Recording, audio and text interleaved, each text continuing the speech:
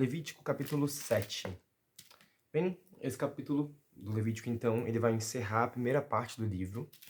Ele vai concluir esse raciocínio todo sobre os tipos de sacrifício que devem ser oferecidos a Deus, como é que o sacerdote deve fazer sacrifício, mas ele complementa o capítulo 6. Os capítulos de 1 a 5 do Levítico, eles falam muito sobre como é que é o rito de sacrifício, qual é a carne que tem que ser oferecida, o que você vai tirar de cada animal.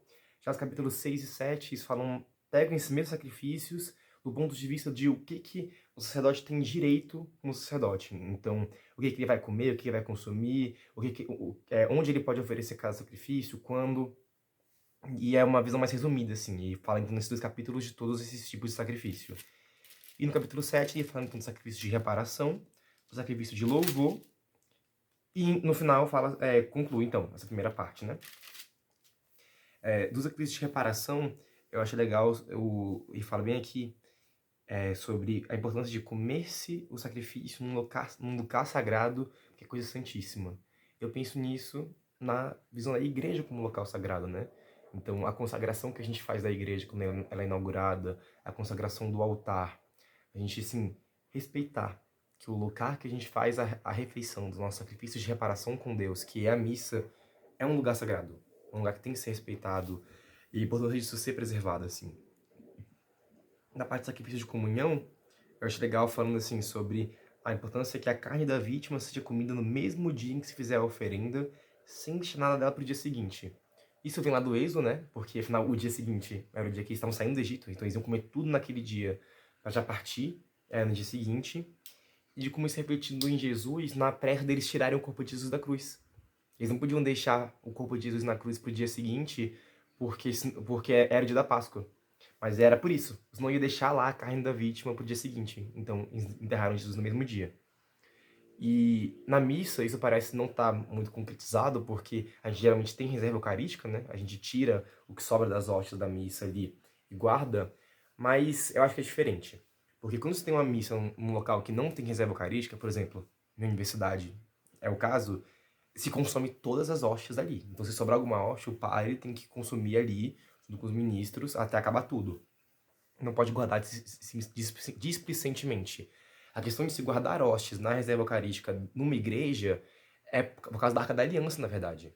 Porque se guarda no tabernáculo, porque ali fica a presença de Deus. É a ideia de que Jesus vai estar sempre presente na sua igreja e no corpo eucarístico.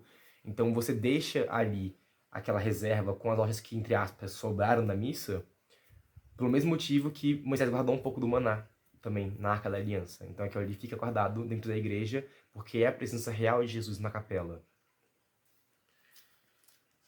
Acho muito legal porque fala para queimar no fogo o sacrifício votivo aqui no terceiro dia.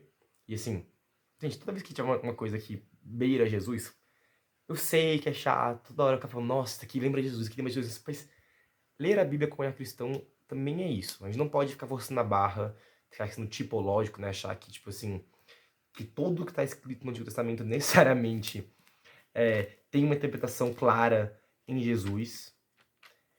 Tem muitas coisas que estão falando de outras coisas do mundo também. Mas, cara, a gente tá falando da parte de sacrifício. Não tem como.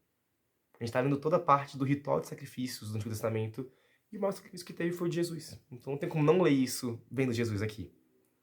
E o fato de você fazer um sacrifício e queimar no terceiro dia me lembra Jesus porque ele foi morto, né, imolado, mas no terceiro dia que ocorreu o milagre, né, a ressurreição. Então essa ideia de que o ato santo ali aconteceu no terceiro dia, né.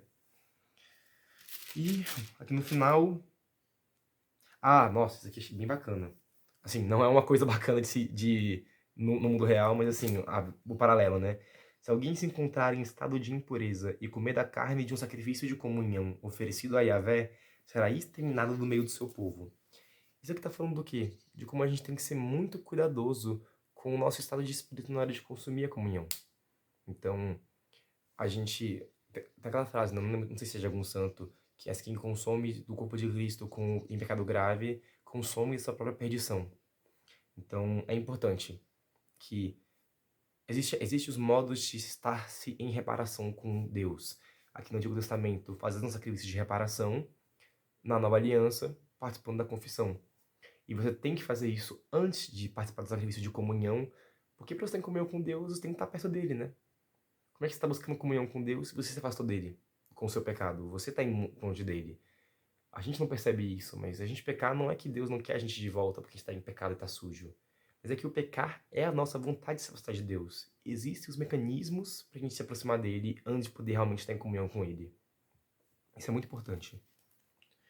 E por fim, uma coisa legal que fala a última coisa aqui sobre a parte dos sacerdotes, dos sacrifícios, né, que vai ser dado a ele. E fala que de todos os sacrifícios de comunhão, a coxa direita será do sacerdote. E eu acho muito legal, porque isso vem lá de Israel, né?